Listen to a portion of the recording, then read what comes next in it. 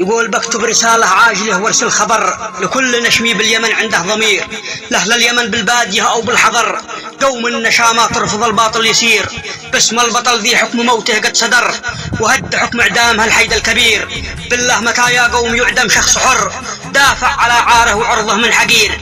ما قد سمعنا مثل ذا الحكم انتشر، حتى في أرض الغرب لا يمكن يصير.